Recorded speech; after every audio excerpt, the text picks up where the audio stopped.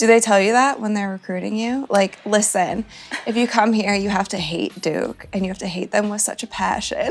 Definitely. Like, they made me wear, like, a Duck Fook shirt on my visit. Really? Yeah. Oh my gosh. On my visit, and Duke was one of my final schools in my recruiting process.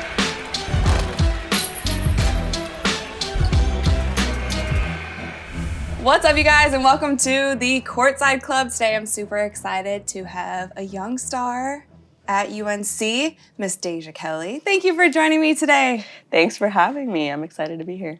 I wanted to ask you, obviously, UNC-Duke rivalry, we all know about it. What was that like walking into school for the first time, walking on the basketball court, and then feeling that energy? Yeah, that energy follows you literally everywhere. Like, it does not go away. So I think that's the really cool thing about it, because it's just so historic. Like, you can't get anything better than that. So I think just me personally being a part of it as well, and then also getting to watch it last night, I think was just really, really special. Do they tell you that when they're recruiting you? Like, listen, if you come here, you have to hate Duke, and you have to hate them with such a passion. I think, yeah, definitely. Like, they made me wear, like, a Duck Fook shirt on my visit. Really? Yeah. Oh my gosh. On my visit, and Duke was one of my final schools in my recruiting process. So They were like, I was like, okay, well, I guess I have to, like, hate Duke all of a sudden. Right. But yeah, I learned to, like, hate him myself. So What was that tipping point for you? I played basketball as well. We didn't have any athletes really in my family who played at that next level. Yeah. So I was very naive in that recruitment process, and we were just, kind of going by what school, we liked the best or Right. had. I obviously chose the best basketball program. But what was that like for you, having UNC and Duke as even two of the schools that were in the running? So I think growing up, I've always watched the games when they would play each other, especially on the men's side. But the women's side was, obviously it's a big rivalry as well. Yeah. So I knew about it. Obviously, just watching it was always fun. But I've never, understood, how important it was till I actually got on UNC's campus and Duke's campus when I visited both.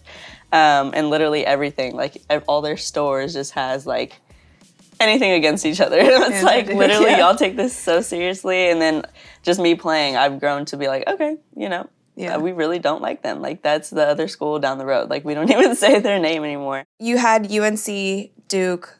What other schools? I had Notre Dame, Minnesota, and Texas A&M.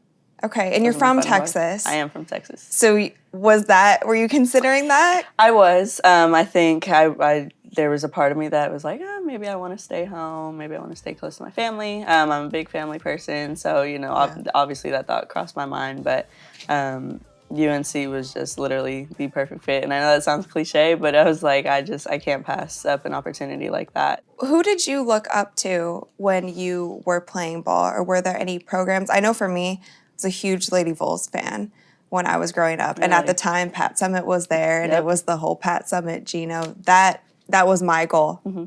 Didn't make it. Went to Old Dominion. Not too good. bad. That's okay. But that's who I looked up to, and a lot of the players there. Candace was there. Yep. What about you? I think Skylar Diggins was a player I really that really inspired me growing up. I still watch her; she still inspires me to this day. But especially when I was younger, just watching her passion she had for the game, especially at Notre Dame, I think that was a shift in women's college basketball, because you don't see many female athletes just show that passion, or it's not they don't want to see that kind of side. But I think watching her. She was always authentically her, on and off the court. And I think that for me, that's kind of how I wanted to carry myself as well. She is literally like a boss off the court. So it's like, I want to carry myself that same way. And then she comes on the court and, gives you 30. So it's like that balance, I think, was something that was really inspiring for me. And that's kind of how I went about how I branded myself, how I portrayed myself growing up. And just to show myself that way. That's something that I've noticed about you. Obviously, this is our first time meeting in person, but following you on social media and seeing your clips, and then even seeing how you style yourself on the court, I think that's really cool, and it's something that I've seen as of recent in the women's game.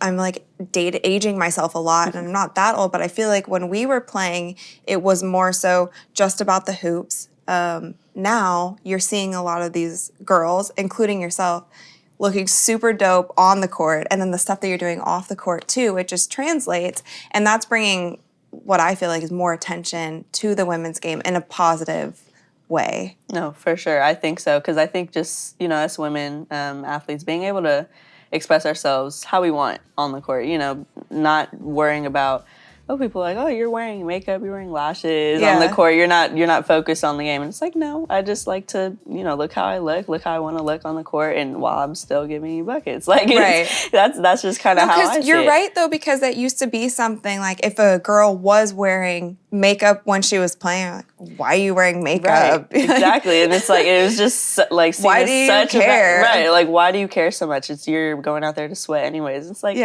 so I say, look good, play good. So I was like, girl, that's same. Yeah. So I'm like, why not? So, so I think that is definitely evolving. Now you see a lot of girls, getting their lashes done, playing with lashes, playing with nails. Growing up, people always like criticize me for like, how do you play in long nails? And how do you get your nails done? That is something I cannot do. I've tried. Really? No, I couldn't shoot the ball. I couldn't shoot well. But I'm seeing a lot of girls with the long nails. I don't know. I started getting acrylics in like 8th grade, my freshman year of high school. Yeah. And I was so excited when my mom let me, of course. And then I was like, I just really love having my nails done all the time. Getting to change your color when you want. I think that was just really exciting for me, so I just always stuck to it. And people have always asked me, how do you do that? How do you do, like, it doesn't break? I was like, of course it breaks all the time. But I just like the way it looks, And then I like, when I look back on TV, like our games, I'm like, okay, I picked the right color, because it's like, you have to notice it on TV. Definitely. I think that's something too, whether you love the makeup and the lashes, or maybe you do have like more of a sportier vibe. I love seeing girls kind of owning what is uniquely theirs and going for that. So whether it's wearing certain sleeves or different shoes or styling your guys' shorts in a different way, that was something even in college for us. I would roll my shorts multiple times, and my coach would yell at me for that and tell me to roll them back down. Right. And I think that that's something in the women's game, in order to keep growing, like I have seen it growing over the past few years. We need to know what makes these girls and women uniquely them. Exactly. I'm interested in the backstories behind the women, because that gets you more invested in the game. Exactly. Someone's going to see this interview, get to know you better, and be like, wow, she's great. Now let me go watch her game, And they're going to watch you and be like, okay, she can really hoop. Yeah. Exactly. So. Yeah, I think women, girls, all around, I think them being able to fully express themselves on the court. Like, with me, like I'm known like, oh, the girl that always has her nails done and lashes done and hair done really well for the game. So it's like, okay, like I like that, because I like people to know, like, that's something I take pride in. It's something that I've always taken pride in. I just want to, if I look good, if I feel good about myself, that just does like a whole mental shift for me in the game. So yeah, I think that's really important for females to be able to do now. I want to get more into your brand, plans that you have after your college playing career. But first, I would like to take a halftime break, if you're cool with that. Cool. So I have a quick and easy game of start, bench, cut for you. Okay. The thing about Caesars Sportsbook, it's not just an app. It's your key to a whole empire. Hotels, casinos, restaurants, shows, Caesars Palace. I'm sure you've heard of it. Every bet you place with Caesars Sportsbook brings you closer to perks only Caesars can offer. Hotel stays at iconic destinations, app bonuses, merch, show tickets, and many more Caesars Rewards perks. So get started today. Register using code OMAHAFULL and then place your first bet up to $1,250. If you win, congrats. If you don't, you'll get your stake back as a bet credit. UNC legends. All right. So we have, of course, Michael Jordan. We have Vince Carter, and we have Caleb Love. Oof. Start, bench, cut. Man, don't be mad at me, Caleb. I would start Michael Jordan, because, legend. It'd be a sin not to. Right, exactly. Yeah. Like, you That's hard. I would start Michael Jordan. I'd have to bench Vince. And I'd have to cut Caleb. Oh, no. I know. Like, yeah. Sorry, Caleb, if you're watching. Next up, some WNBA legends. Diana Taurasi, Candace Parker, or Lisa Leslie. Gosh, Start you're bench giving me cut. the hard ones. OMG. Okay. I would start Diana Taurasi. Okay. I just love her mentality and like how she attacks the game. I think she's someone I would have to start her. You want her on your team. You don't want to. She's not someone you want to play against. So, like I told you, I was a Volunteers fan. Right. And so couldn't stand her growing up, obviously, because she was incredible and played for UConn. I did a job with her once and met her. And I remember in the back of my mind being like, oh, this lady. The sweetest person, like the coolest person ever. And so, she's cool now. Yeah. But yeah. Anyway, Candace Parker, Lisa Leslie. Who we benching? Lisa Leslie has to go. You know what? That's okay though, because you're like the younger gen. Right. That's like my excuse. So you haven't seen her play as much as Candace. Right. I would say that's my excuse. No hard feelings, Lisa. We all know. We all know. All right. So start Diana, bench Candace, cut Lisa Leslie. Okay. One that will hurt no one's feelings. Instagram, TikTok, Snapchat. Instagram. Starting or cutting? Instagram starting. Okay. TikTok bench. Okay. I would cut Snapchat. Cut Snap.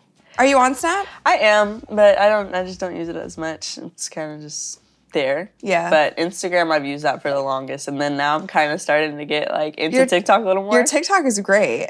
I'm trying. I am trying. I'm like trying to look great. at like all the trends and things like that, but I'm trying to keep up. But TikTok is a really fun app. But I would take Instagram as my starter. You got it. Last up, we have line drills, wall sits, and we have the 1 mile run.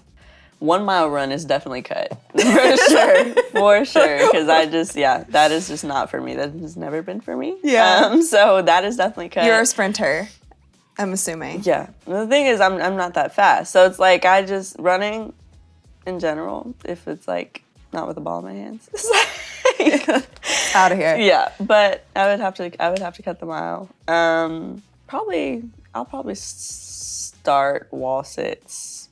Okay. I know, it's different, right? And then I would bench the line drills.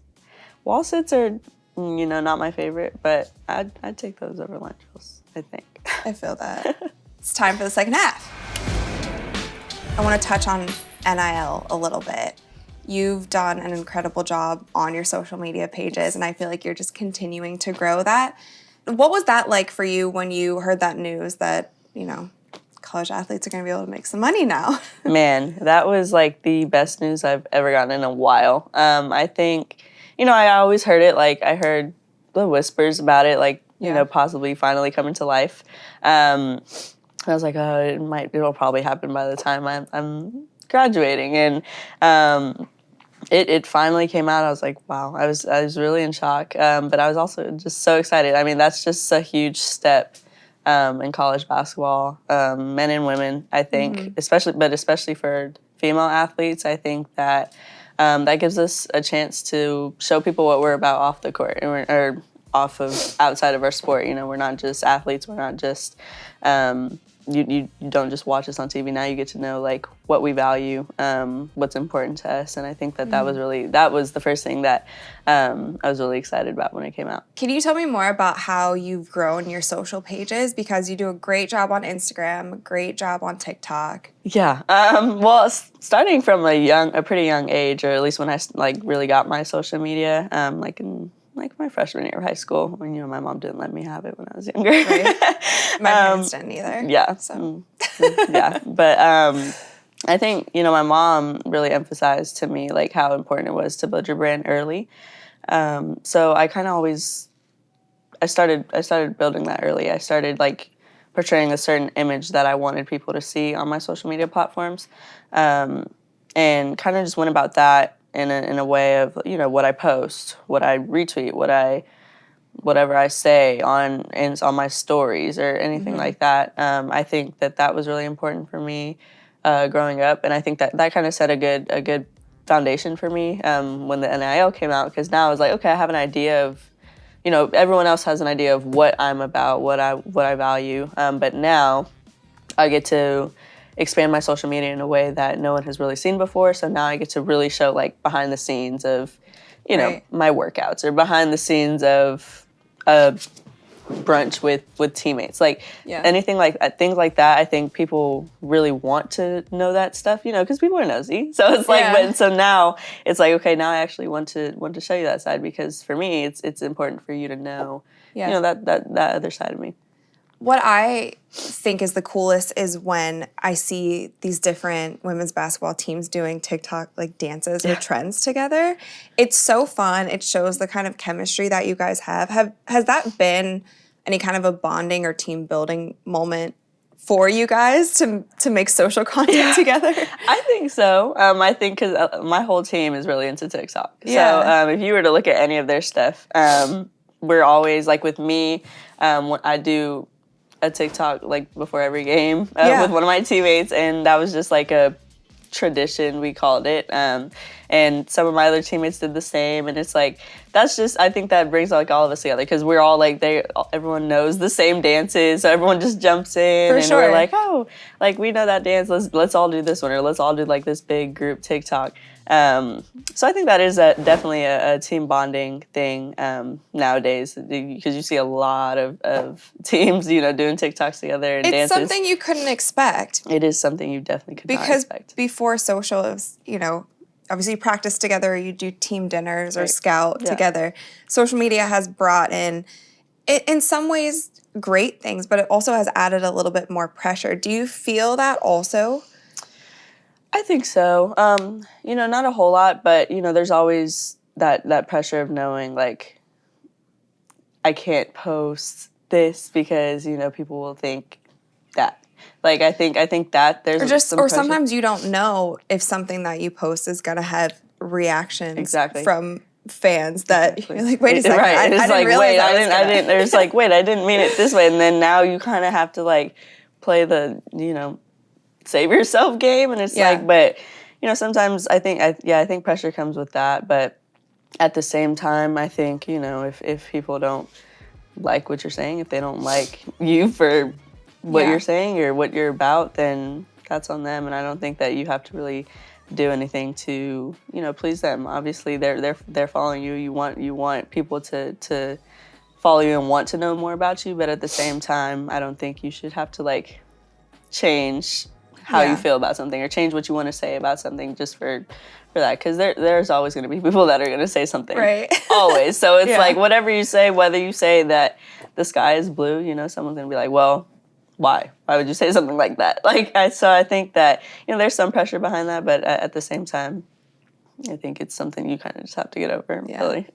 And you're still athlete first, correct? Social media is a supplement to what you're doing as a student athlete. Yes, for sure.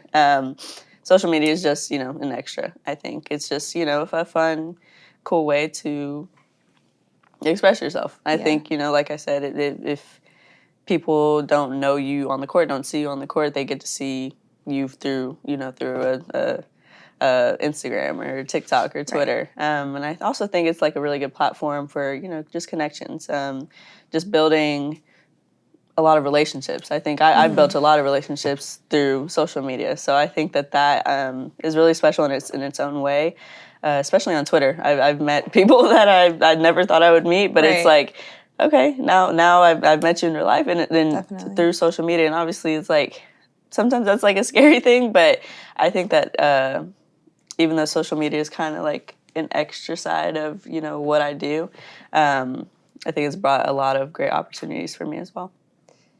Your generation always is ahead of the trend. What do you see next in social media or in women's basketball, or the mix of both? I think, seeing it now, just seeing it kind of evolve in itself, I think that's really exciting. That's encouraging for, the next generation. You have all these younger kids already that are, really building their social media brands. building their brands within themselves. I think, have a lot of followings or big followings on TikTok, on Instagram. I think that's pretty cool. So just seeing that evolve slowly but surely, then that opens up a lot of opportunities for the NIL, because now you built such a strong following when you were younger, because now you see, us collegiate athletes doing it now. So you're like, okay, let me try to start early. I think so with us kind of inspiring the younger generation to do so. I think that's really important, and that's exciting for the future, because now once they get to where we're at, they kind of have an idea of, maybe how to handle themselves, maybe how to post this and that, maybe how to, engage with their social media. So I think that just will grow the women's game in general, the women's athletes all around, on and off the court. So I think that's really exciting and encouraging to kind of see it happening now. Yeah. Is there anything you would love to see change about the women's game or be added to help grow the sport in the next 5-10 years? I think, that we are growing right now. I think that, even if it's not fully seen or not fully understood, I think that in a way we're already growing. There was like 2 million viewers watching one of the tournament games. So that's a growth step itself.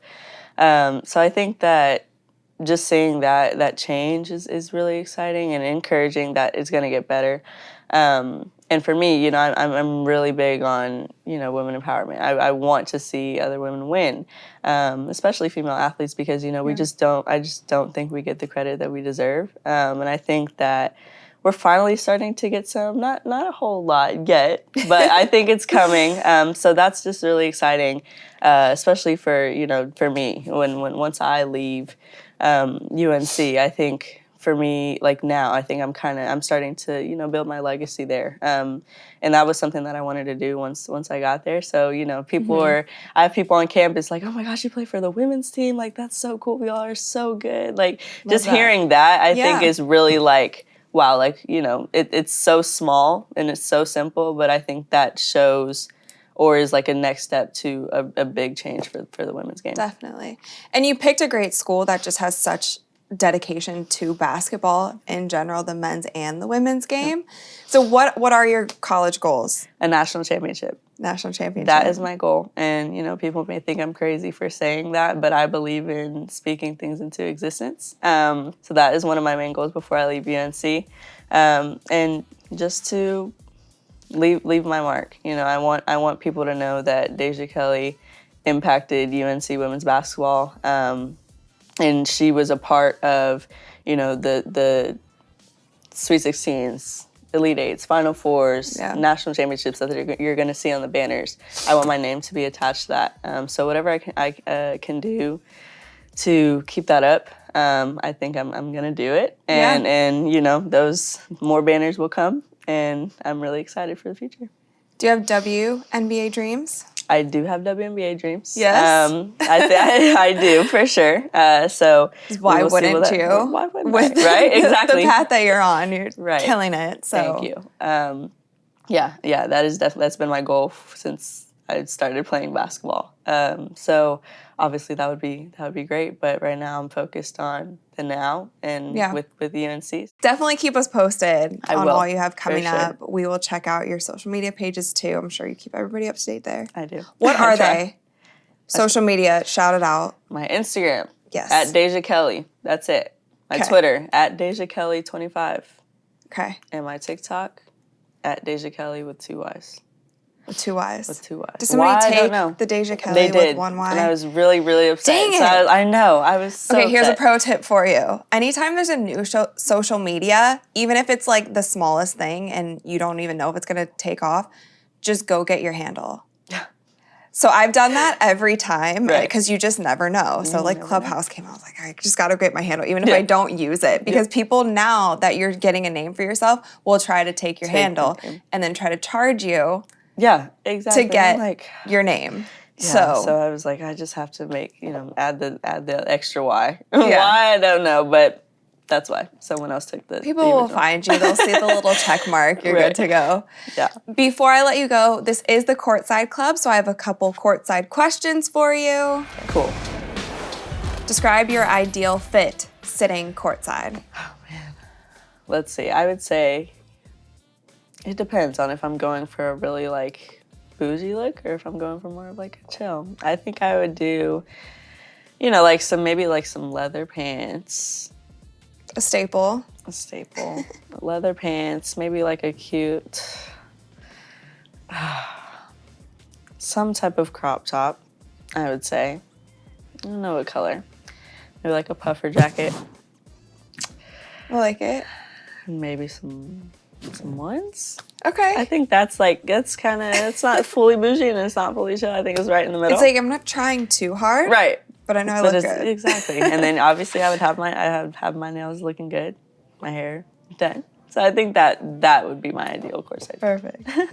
And your ideal courtside food and drink combo. Ooh.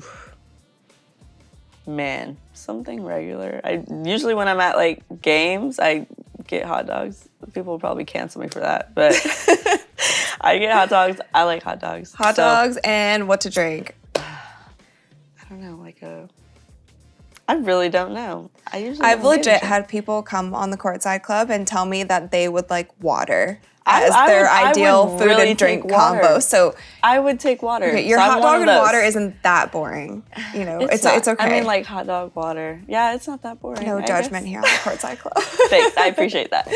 If you could sit courtside at one event in history, what would it be? You're hitting me with all the good ones, and I have to think. It could be a sporting event or otherwise. Something that I've always wanted to watch. I think watching The Last Dance, the Michael Jordan documentary. Yeah. That was really exciting. So I think I would want to be courtside for like his last game. Yeah. Him or Kobe's last game. Yeah. I think that was something I would want to sit in, but that's obviously in the past. For the future, I don't know. I think sitting courtside at like another moment like that, maybe. I think Jordan's game would have been cool too because we didn't have the social. Obviously, they were filming the documentary, but we don't have all those little social clips that we have now when people go to a game and you can see everybody's like stories or there's some viral TikTok that happens. We didn't have that for Jordan's game, so all we're really seeing is that moment on the court. But even just being there and hearing the trash talk, literally, that would be so exciting. So that's something like in the past that I wish I could have been courtside for. Yeah, but. You know, maybe in the future, I think being there for some, you know, Kevin Durant's one of my favorites. Steph Curry is one of my favorites, so maybe trying to be courtside for like one of his last, hopefully not anytime soon, one of his last career games. It's crazy though because some of these guys, like you talk about LeBron, KD, Steph, they're older now. They're still incredible basketball players, but we don't have until the end of time with them. So to think about an NBA without those guys is going to be something interesting. Crazy. And then it's exciting to see like who's next, next? So who's going to take over next. But yeah, right now I'm gonna enjoy the moment with them, with them in the league. And then when that time comes, we'll deal with it then. Speaking of NBA players, what is one NBA player you would love to talk trash to while sitting courtside? Oh, man. I think... You're from San Antonio. I know. I would honestly say LeBron. Okay. I think that would just be fun. You know, he's a great player, but I've never been, like, a huge fan of him. And why, I don't know. Yeah. Like I think more. I am a little more now than I used to be, but I think him. I would just, you know, try to get a reaction. Who are you a huge fan of in the NBA? Who is your favorite player? Kevin Durant is okay. My favorite. So maybe that's Kevin why because I know, right? Because it's them, and then like kind of against LeBron. So I that's probably why. But Kevin Durant and Steph Curry, I think, are my two favorites right now. Perfect. So yeah. And one last question before I let you go. Who is one person, dead or alive, who you would love to sit courtside with? Kobe Bryant. Yeah. I would love to just, you know, pick his brain sitting courtside because I know that he would literally probably do a whole breakdown of the game while it's happening. So I think he's someone I definitely would want to sit courtside with. And just, hear his thoughts, hear what goes through his head. Did you ever get to meet Kobe? I did not, and I'm very, very sad about it. But I did not. I've obviously watched him play so many times, and he's someone I used to hate growing up when I was watching him because just of how his mentality. But then when you get older, you learn to be like, oh no, he's a killer. That mentality is so dope. So I think that me finally growing into loving him was cool. And then after his playing career, he was a huge advocate for the women's game. That's why I even asked if you had met him, because I know that he met with so many high school women's basketball players, college basketball players, and WNBA players that he had built a relationship with. Yeah. So, which is so dope. So it's really sad that he's gone, but the impact he made on the women's game was really, really special. And I know that he was planning on doing much, much bigger things. But that's to come, and we're glad that he started that foundation, though. Have you had anybody who's been a mentor to you? There's been so many people, honestly, that are in my circle that have really been an inspiration, really been a mentor for me growing up.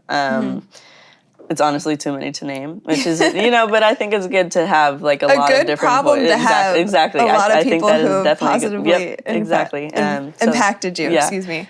Yeah. So I think, there's literally so many, but they all have brought a different piece into the woman I am today. So I think that's really, really special, and shout out to them. They know who they are. Yeah.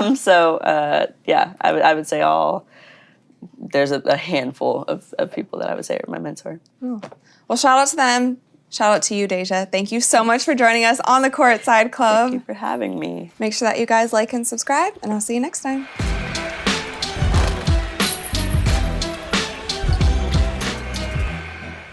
What's up, guys? It's Rachel DeMita. Thank you so much for watching this week's episode of Courtside Club. Make sure that you like, rate, and subscribe to ESPN's YouTube channel and wherever you listen to your podcasts. We have new episodes coming to you guys every single week, so stay tuned for that, and I'll see you soon.